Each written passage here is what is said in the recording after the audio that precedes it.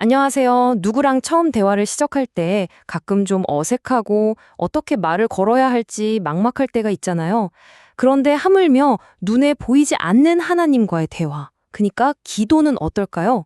많은 분들이 이걸 참 막연하게 느끼시는데요. 놀랍게도 예수님께서 이 기도에 대한 명확한 열쇠를 우리에게 직접 주셨습니다. 오늘 바로 그 열쇠로 하나님과의 대화의 문을 활짝 함께 열어보겠습니다. 자, 재미있는 퀴즈로 한번 시작해 볼까요?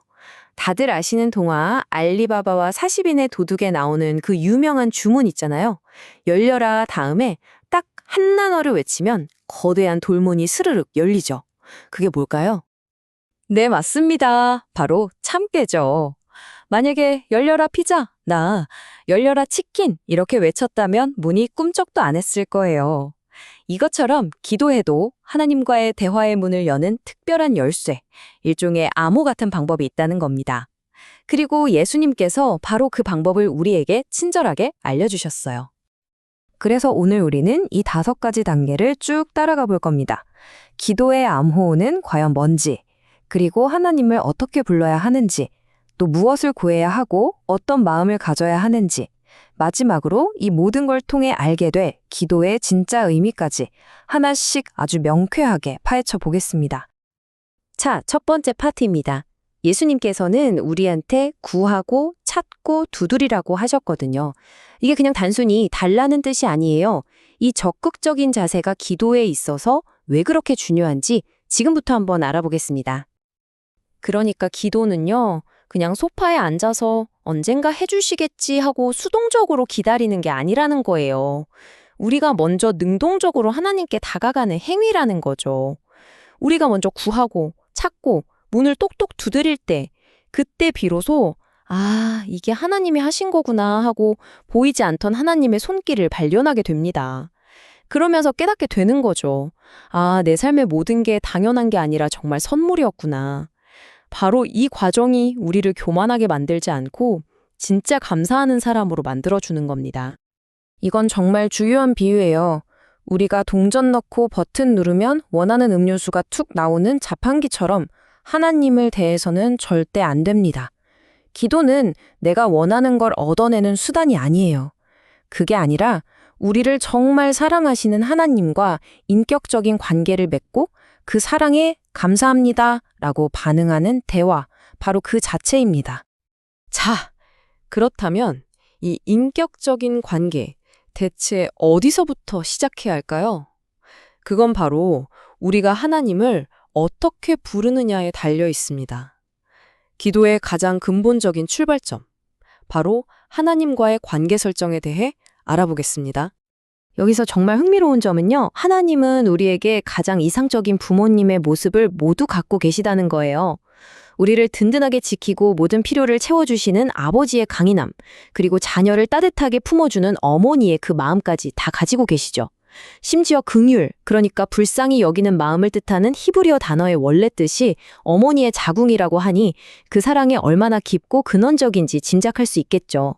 그래서 우리는 언제든 어떤 모습이든 편안하게 하나님께 나아갈 수 있는 겁니다. 하지만 여기서 우리가 반드시 알아야 할 어쩌면 좀 충격적인 사실이 있습니다. 이렇게 완벽한 부모님이신 하나님과 우리 사이가 원래는 원수 관계였다는 거예요. 믿어지시나요? 우리는 그분의 법을 어긴 반역자였고 죄 때문에 거대한 구덩이가 파인 것처럼 하나님과 완전히 단절된 상태였습니다. 감히 다가갈 수조차 없었죠. 바로 이 부분이 기도의 문을 여는 진짜 참깨, 핵심 열쇠입니다.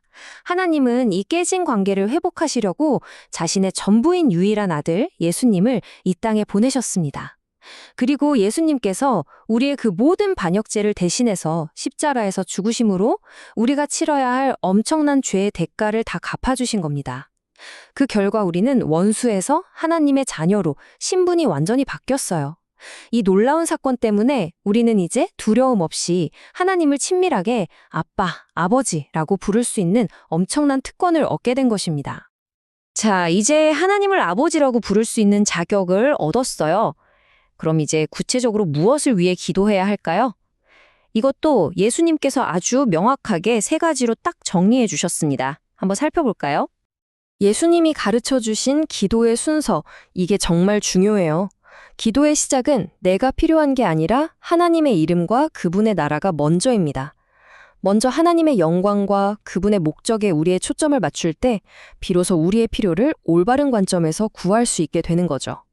이게 바로 자기중심적인 요구사항 목록을 내미는 게 아니라 하나님 중심의 진짜 대화를 하는 방법입니다. 그리고 또 한 가지 정말 놀라운 점이 있어요. 예수님이 가르쳐 주신 기도는 나의 아버지가 아니라 우리의 아버지로 시작한다는 거예요. 이게 뭘 의미할까요? 기도는 결코 나 혼자만을 위한 이기적인 독백이 아니라는 겁니다. 우리는 교회라는 신앙 공동체 안에서 서로의 필요를 함께 아뢰도록 부름받은 존재들인 거죠.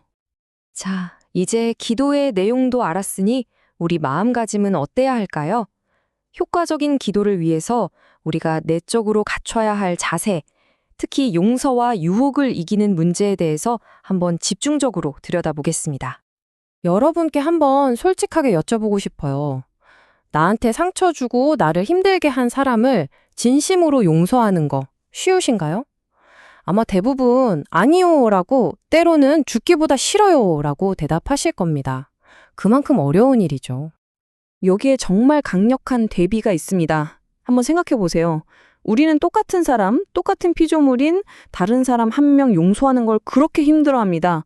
그런데 온 우주를 만드신 창조주이신 하나님은 어떠셨을까요? 그분은 자신이 직접 만든 피조물들의 손에 못 박혀 십자가에서 죽어가시는 바로 그 끔찍한 순간에도 아버지, 저들을 용서해 주십시오 라고 기도하셨습니다. 이것이 바로 우리가 받은 용서의 크기입니다. 상상조차 할 수 없는 용서죠.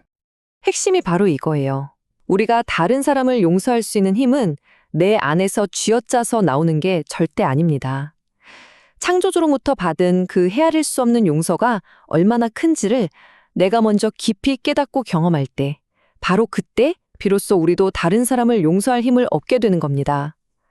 만약 내가 아직도 누군가를 용서하지 못하고 있다면 그건 내가 받은 용서가 얼마나 엄청난 것인지 아직 경험하지 못했다는 신호일 수 있어요. 자, 드디어 마지막 파트입니다. 기도의 진짜 목적은 뭘까요? 단순히 내가 원하는 응답을 받아내는 것, 그 이상입니다. 기도의 진짜 의미는 하나님과의 관계를 더 깊게 하고 그분의 마음을 알아가는 데 있습니다. 하나님은요, 우리의 모든 기도에 100% 응답하십니다. 진짜로요. 다만 그 응답의 방식이 세 가지일 뿐입니다. 우리가 가장 원하는 yes가 있고요. 더 좋은 때를 위해 기다려라고 하실 때도 있습니다. 그리고 더 좋은 것을 주시려고, 우리를 보호하시려고 사랑으로 안 돼라고 하실 때도 있습니다. 이 아니라는 응답 역시 우리를 향한 하나님의 선한 계획의 일부라는 것을 꼭 기억해야 합니다. 그렇다면 기도를 통해 우리가 받을 수 있는 최고의 선물은 과연 뭘까요? 예수님은 명확하게 말씀하십니다.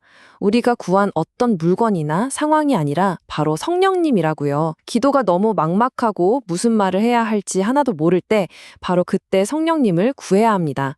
왜냐하면 성령님께서 우리 안에 오셔서 우리의 이 서툴고 부족한 기도를 하나님이 가장 기뻐하시는 완벽한 기도로 바꾸어서 대신 간구해 주시기 때문입니다.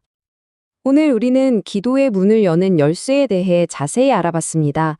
이제 여러분의 차례입니다. 오늘 하나님 아버지와 어떤 대화를 시작하시겠습니까? 그분은 언제나 여러분의 목소리를 듣기 위해 기다리고 계십니다. 오늘 내용이 하나님과의 대화의 문을 여는 데 도움이 되셨다면 구독과 좋아요 그리고 댓글은 저희가 다음 영상을 제작하는데 정말 큰 격려가 됩니다. 감사합니다.